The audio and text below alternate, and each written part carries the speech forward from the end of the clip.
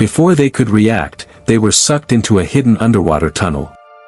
The current was merciless, tumbling them through darkness, swallowing their cries.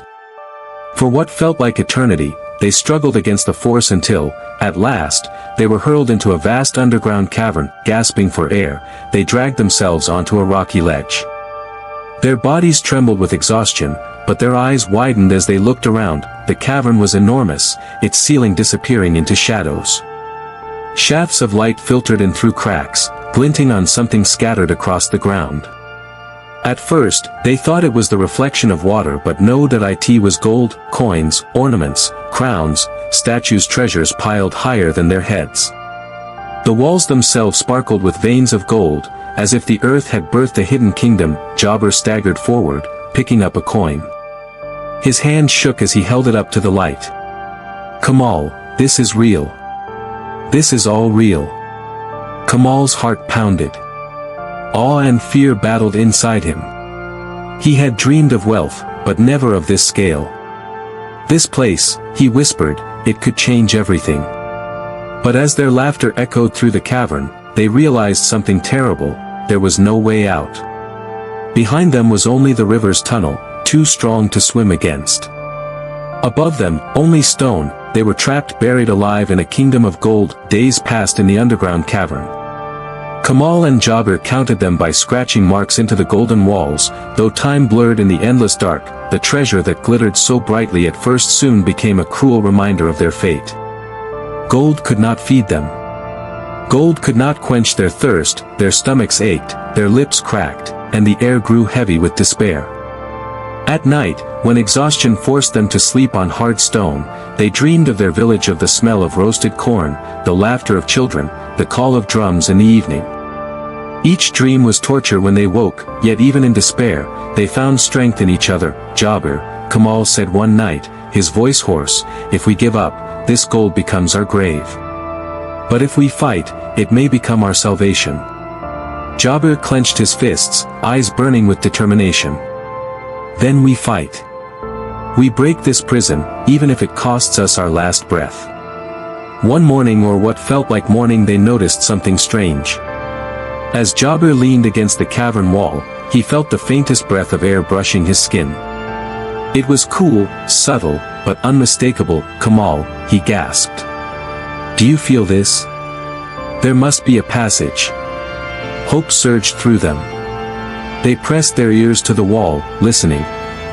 Beyond the stone, there was a hollow echo, the faint rush of moving air. With renewed energy, they began their work. They clawed at the wall with their bare hands, tore at rocks with broken shards of gold, and dug with every ounce of strength left in them. Their nails split, their fingers bled, but they did not stop. The sun of Africa blazed mercilessly over the savannah. The dry wind carried with it whispers of hunger, and the earth cracked beneath the footsteps of barefoot children who searched for water. In this small, forgotten village, life was harsh, but it was also bound by tradition, kinship, and hope. Among the villagers were two young men, Kamal and Jabir. Both were tall, strong, and full of the kind of restless energy that made elders shake their heads. They were inseparable brothers, not by blood, but by choice. Where Kamal was cautious, thoughtful, and strategic, Jabir was bold, daring, and restless. Together, they balanced each other like fire and water. Their village had little to offer beyond the beauty of its sunsets and the strength of its people. Poverty was a constant shadow.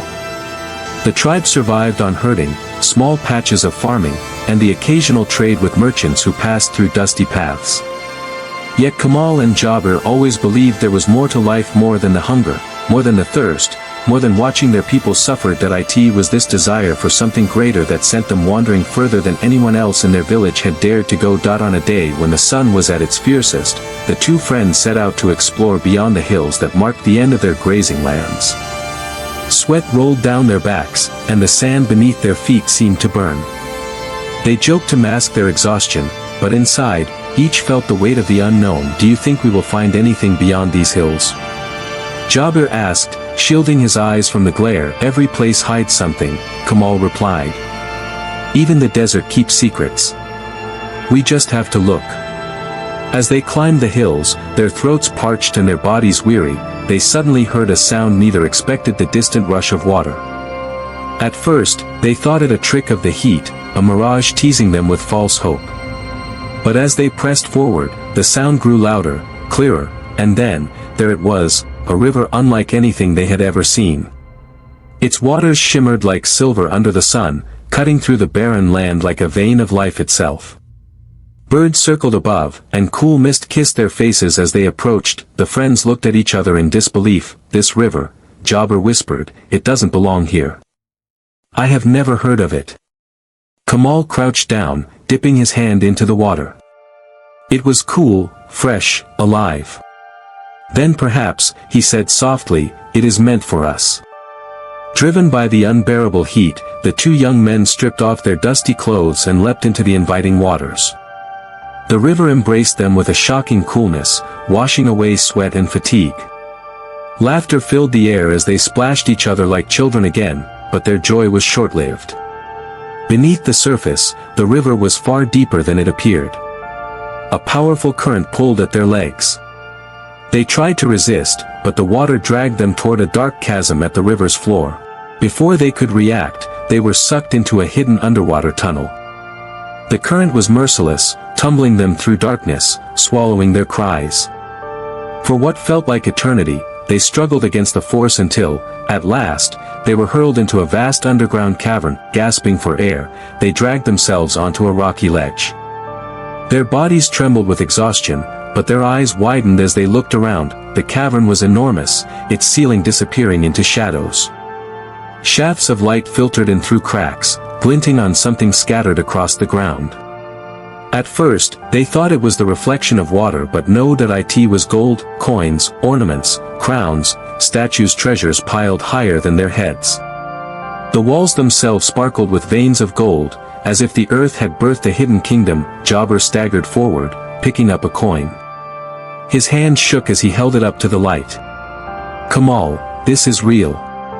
This is all real." Kamal's heart pounded. Awe and fear battled inside him. He had dreamed of wealth, but never of this scale.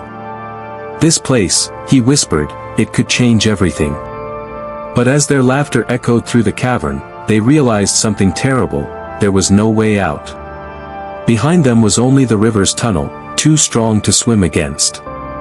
Above them, only stone. They were trapped, buried alive in a kingdom of gold. Days passed in the underground cavern. Kamal and Jobber counted them by scratching marks into the golden walls. Though time blurred in the endless dark, the treasure that glittered so brightly at first soon became a cruel reminder of their fate. Gold could not feed them. Gold could not quench their thirst. Their stomachs ached, their lips cracked, and the air grew heavy with despair. At night, when exhaustion forced them to sleep on hard stone, they dreamed of their village, of the smell of roasted corn, the laughter of children, the call of drums in the evening. Each dream was torture when they woke, yet even in despair, they found strength in each other. "Jobber," Kamal said one night, his voice hoarse, "if we give up, this gold becomes our grave. But if we fight, it may become our salvation." Jobber clenched his fists, eyes burning with determination. "Then we fight. We break this prison, even if it costs us our last breath." One morning, or what felt like morning, they noticed something strange. As Jobber leaned against the cavern wall, he felt the faintest breath of air brushing his skin. It was cool, subtle, but unmistakable. "Kamal," he gasped. "Do you feel this? There must be a passage." Hope surged through them. They pressed their ears to the wall, listening. Beyond the stone, there was a hollow echo, the faint rush of moving air. With renewed energy, they began their work. They clawed at the wall with their bare hands, tore at rocks with broken shards of gold, and dug with every ounce of strength left in them. Their nails split, their fingers bled, but they did not stop. Every scrape of stone, every crumble of dirt, was a promise of freedom. At last, after what felt like weeks of labor, a sliver of light pierced through the darkness. The wall gave way to a narrow tunnel. They squeezed through, crawling on their knees, their bodies bruised and battered. The tunnel twisted and turned, leading them upward, until, suddenly, their eyes burned with the brilliance of daylight. They stumbled out into the open air, collapsing on the soft grass. Above them stretched the endless blue sky, and the warm sun kissed their faces. For the first time in what felt like eternity, they breathed deeply, tasting freedom. Jabir laughed, though his voice cracked with weakness. "We did it, Kamal. We're alive." Kamal smiled faintly. His eyes, however, returned to the distant hills, where the river shimmered like a guardian of secrets. "Yes, but the world will never know what lies beneath." When the two friends finally returned to their village, the people rejoiced. Many had feared them dead, swallowed by the wilderness. Their families embraced them, and the elders declared their survival a miracle, but Kamal and Jabir said nothing of the treasure. To reveal it would invite greed, chaos, and war. The gold was too vast, too dangerous to be left to chance. That night, under the light of the moon, they made a pact. "No one must know," Kamal said firmly. "Not yet. Not until we are ready." Jabir nodded. "We will take only what we need. Piece by piece. And when the time is right, we will use it, not for ourselves alone, but for our people." They clasped hands, sealing their promise with the bond of brotherhood. Weeks passed after their return, but the secret weighed heavily on the two young men. At last, under the cover of night, they crept back to the hidden river. The current still roared, and the memory of their near death returned, but courage and necessity drove them on. With ropes woven from animal hide and baskets tied to their backs, they re-entered the cave's mouth. This time, they moved carefully, mapping every twist and turn they had once been dragged through in chaos. When they reached the cavern of treasure, it was as if time had stopped. The gold still lay scattered, silent, waiting. They filled their baskets, not greedily, but with enough to carry without suspicion. Then they returned to the surface, their bodies trembling from exhaustion, their minds burning with possibility. Back in the village, they traded a handful of golden coins with passing merchants. The strangers' eyes widened, but the two friends masked their source, pretending the coins were heirlooms from long-forgotten ancestors. With those trades, they secured food, cloth, and tools that no one in the tribe had seen before. It was the beginning of a transformation. Kamal and Jabir were not reckless. They knew that sudden wealth would arouse suspicion. So they moved slowly, weaving prosperity into the life of the village little by little. First, they repaired the broken huts, offering wood and stone that seemed to come from nowhere. Then they brought water pots, iron tools, and cloth of fine weave from distant lands. They encouraged the elders to store grain, teaching new methods of preserving harvests. The villagers whispered among themselves. Some thought the young men were blessed by the spirits, others that they had discovered hidden wisdom. But none dared to question openly, for the results were undeniable. Hunger lessened, children laughed more freely, and hope flickered where despair once ruled. Soon, other villages noticed. Traders began to pass through more frequently, curious about this place of sudden prosperity. One night, sitting by the fire, Jabir leaned close to Kamal. "Brother, we cannot stop here. If we only feed our village, we are selfish. Look around us, tribes everywhere suffer as we once did. What if this treasure was given to us not for ourselves, but to build something greater?" Kamal stared into the flames, his mind restless. "An empire?" he asked softly. Jabir's eyes gleamed.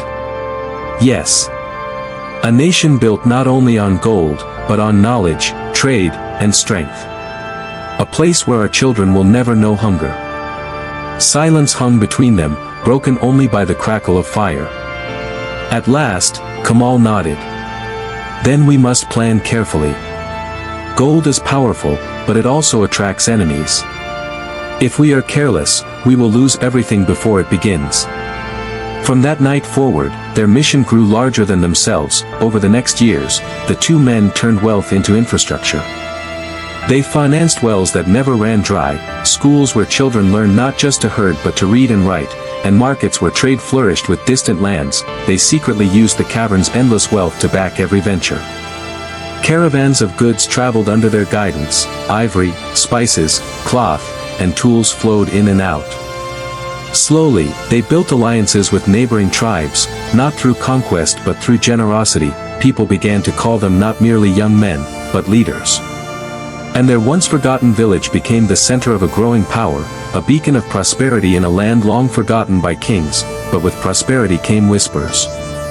Merchants carried tales of sudden wealth, and across deserts and seas, ambitious men began to ask, where did this fortune come from? As their empire blossomed, the glow of wealth could no longer be hidden.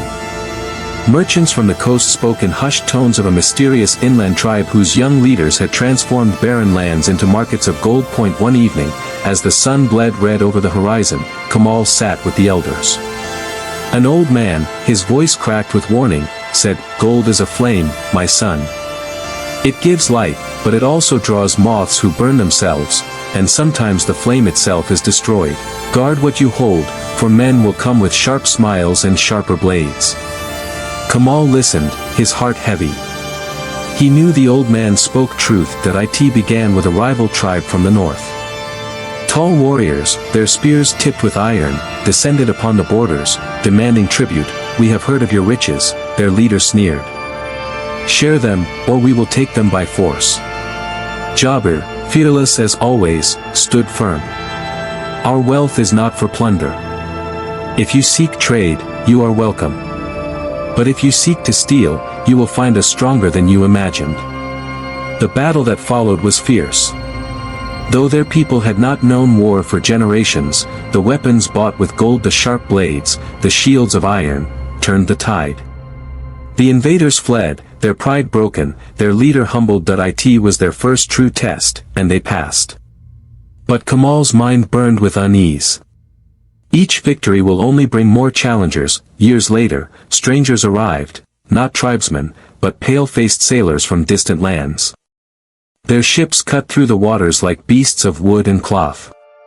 They brought beads, iron muskets, and tongues that twisted words strangely. At first, the strangers bowed low, asking for trade. But soon, their eyes lingered too long on the glitter of coins, their questions too sharp. "Where does this gold come from?" one captain asked, his smile too wide. Kamal's heart raced, but his voice remained calm. "From the earth, as all wealth does. We are merely blessed." The sailors smiled, but in their eyes burned hunger. It was the beginning of a new danger, one that could not be fought only with spears. With wealth came not only external enemies, but also shadows within. Among their own people, jealousy stirred.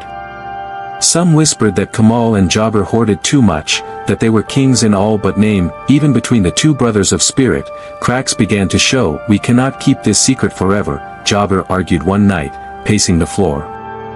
"If we shared the truth of the treasure, the people would understand. They would defend it with us." Kamal shook his head sharply. "And when greed consumes them? When brother turns on brother for a handful of coins?" "No, Jabir. Secrets are sometimes safer than truth." The silence that followed was heavier than any argument. Though united in vision, the two friends now walked on paths that threatened to diverge. Their fears became flesh when, under the cover of darkness, a faction within the village betrayed them. Lured by promises from foreign traders, they set fire to the granaries, hoping to weaken the leaders and seize the treasure for themselves. Flames devoured crops, smoke choked the air, and children wept as chaos spread. Kamal and Jabir rallied the people, forming chains of water to beat back the fire. By dawn, the village still stood, but scarred. The traitors were caught, their guilt plain. Some called for blood, but Kamal refused. "No," he said, his voice cold but steady. "We will not let greed turn us into monsters. Exile them. Let them carry their hunger elsewhere." The people obeyed, but whispers continued. The treasure, still unseen, had become both their blessing and their curse. Decades passed. The small tribe had become a sprawling kingdom. Markets thrived where once there had been dust. Roads stretched like veins across the land, carrying goods and ideas alike. Children learned not only to farm but to write, to trade, to govern. Foreign emissaries bowed before their rulers, seeking alliance. The name of their nation spread beyond mountains and seas, and at the heart of it all were two aging men, Kamal and Jabir, whose bond, though tested, had endured. One day, weary from years of leadership, the two returned to the hidden cavern. Their hair was streaked with silver, their steps slower, but their eyes still sharp. The treasure lay untouched, vast beyond measure, as if mocking the limits of human ambition. Jabir sighed. So much remains. We could not spend it in 10 lifetimes. Kamal placed a hand on his shoulder. Perhaps it was never meant to be spent. Perhaps it was meant to test us, to see whether we would be consumed or whether we would rise above. They stood in silence, the golden glow reflecting on their weathered faces. When at last the two passed from this world, they left behind not only wealth, but a legacy. Their people had become strong, educated, and united. Stories spread of the two young men who vanished into a river and returned with the vision of kings. The treasure itself remained hidden, its secret buried with them, known only in whispers and legends. Some said the cavern collapsed, sealing the gold forever. Others claimed it still existed, waiting for another generation to stumble upon it. But one truth endured: wealth alone could not build an empire. It was vision, unity, and sacrifice that had transformed a struggling tribe into a nation remembered for centuries.